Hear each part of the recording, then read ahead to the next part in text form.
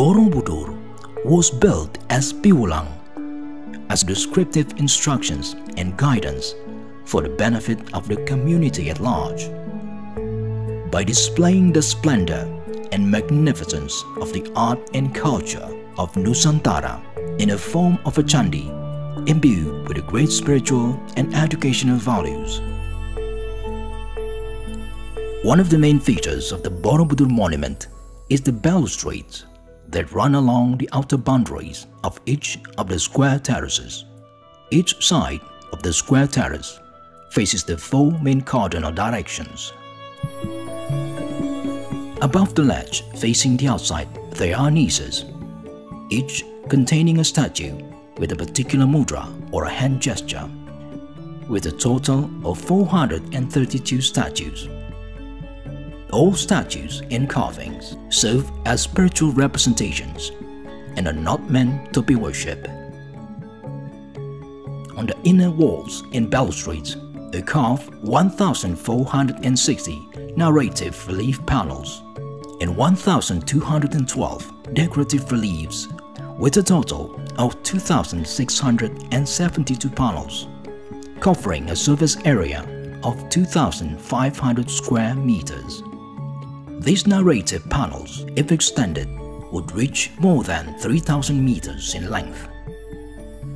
Perhaps, for the first time in recent history, almost the entire 1,460 narrative reliefs have been identified and linked to the parallel or derivative manuscripts that are still extant currently in various languages around the world. Almost all the texts and sutras have now been translated into Indonesian. These reliefs, together with the statues and stupas of Borobudur, were chosen, designed and carved deliberately, intentionally and sequentially created, following a specific order in stages with specific purposes. The teachings of Borobudur reliefs starts from the ground level or foot of the temple, which is now almost entirely covered by a platform of a stone wall buttress that surrounds the monument. Behind the wall, 160 panels of KARMAVIBHANGGA reliefs are carved, which present teachings on Ngunduh, wohing, pakarti. You reap what you sow. KARMAVIBHANGGA, which is divided into 54 topics, showing the causality between actions and their consequences, forming the foundation for a skillful and intelligent life, morally and ethically disciplined way of life, emphasizing a human values of integrity, how to interact in society based on righteousness, non-violence, and a commitment not to harm nor disadvantage others. On the next levels, allegories of JATAKA and AVADANA are carved on the first level with 620 reliefs, and on the second level with 100 reliefs, featuring teachings on Migunani Tumraping Liyan, a way of living to benefit others, developing a meaningful way of life with a caring and altruistic attitude, to live with a motivation and determinations to always be better so that it can bring more benefit for others. The deep longing to help one another, or gotong royong, in all its manifestations and actualizations. Many allegories about the animal world explained about social life, about leaders of the community and nation, as well as the devas, gods, illustrating the importance of harmony and unity in making collective decisions, both in time of prosperity and when facing challenges.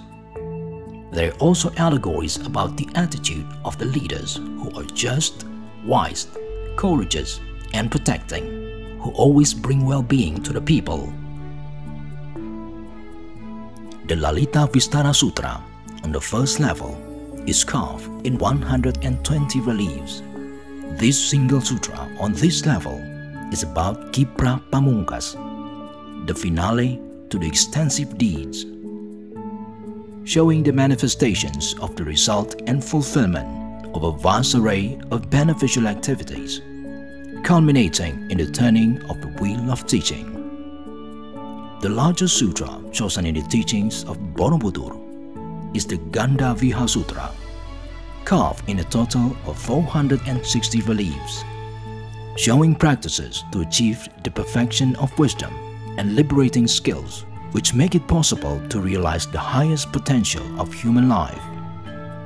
Carved on the second level in 128 reliefs, a carving of the opening chapter, Nidana Pariwarta, and the chapters of Grandeur Sutra on Kalyana Mitra, Mitra Andalan, reliable friends, demonstrating one's attitude and perspective of a caring and a down-to-earth spiritual life, full of confidence and based on humility, the desire to always listen, to learn and respect the opinions of others, an attitude of tolerance without discriminating between gender, age, profession, wealth, ethnicity, caste or religion.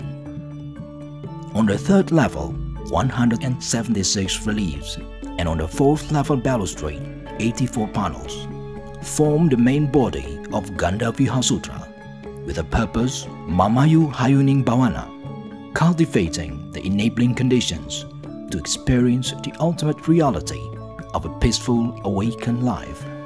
The teachings that demonstrate that flourishing and happiness can almost never be enjoyed alone, only with the motivation and determination to include others, starting from one's family, community, nation, and the whole world, will true happiness and human flourishing gradually be realized and immediately experienced and enjoyed. The final chapter of the Grandeur Sutra is carved on the fourth level in 72 reliefs, known as Bhadracharya Pranidhana, aspirations to live in accord with universal goodness.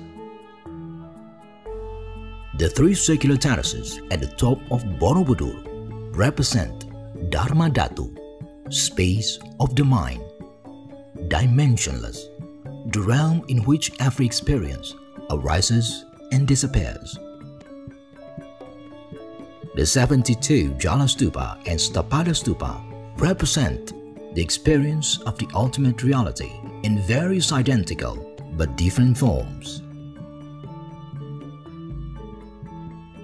The main stupa represents Dharmakaya, the nature of pristine awareness that underlies all experiences, the dissolution of the distinction between subject and object, the ability to know, immanent and transcendent, empty and free of all concepts, and expressions of a great compassion and true happiness.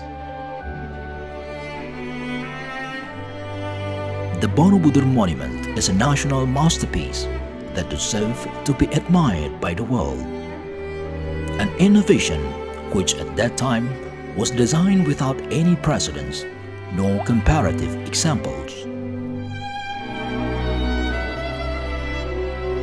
Even today, the monument is still second to none in terms of expertise in construction techniques, carving techniques, courage and confidence that is capable of presenting a complete set of instructions based on sutras using the media of stone carvings and the shape of the monument.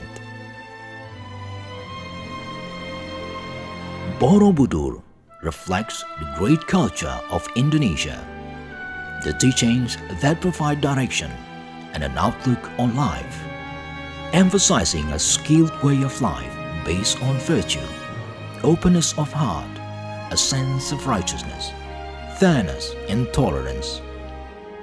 As a guide for optimal living in a family setting and as a member of society, guide for self-development in becoming an upright person and a good citizen of the nation. Borobudur is a complete roadmap that enables the achievement of the highest human potential.